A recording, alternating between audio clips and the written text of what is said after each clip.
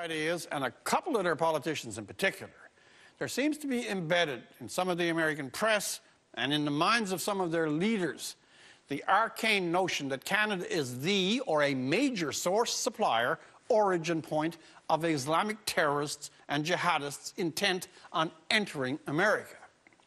Now, in the days after 9/11, that false idea could be partly excused. Everyone was in a welter in those days. But the current Boadicea of U.S. Homeland Security, Janet Napolitano, before she paid her first visit to Canada 7 years after the event, was under the delusion that some of the 9/11 terrorists came from here.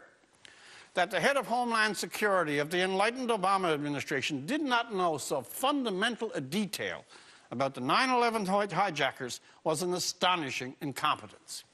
Now, it has been established over and over again that not one of the 19 hijackers of 9/11, the greatest terrorist attack ever on the States, came through our country, Canada. And now, a more intelligent, though I fear equally deluded person, Senator Joe Lieberman, recently says he's petrified about the Canadian border.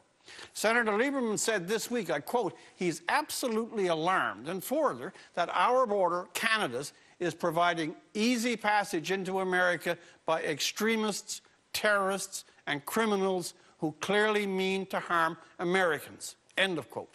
Further, that our border is worse than Mexico's. Let's have a look at this. On the southern border, over the years, 12 million people have, on their own say-so, crossed and are living in the States illegally. Entire U.S. states have been pleading with Washington for years to guard that border, shore up that border, stop illegal trafficking, reducing exposure to criminal gangs and drug dealers now penetrating the U.S. Those states talk of lawless zones and say their own government refuses them a full measure of border protection.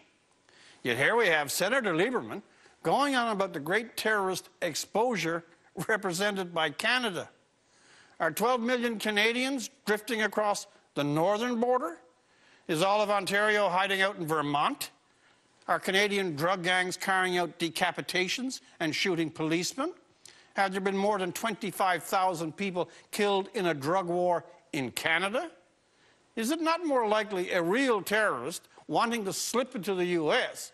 would follow the example of 12 million on the massively penetrated southern border rather than cross in the comparative solitudes of the northern one?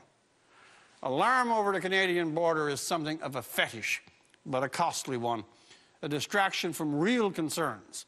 And as long as it remains a fixed, though false, preoccupation of some key American public officials, Canadians and Canadian trade will pay an unnecessary price for the cloudy thinking of some of our best friends, the Americans.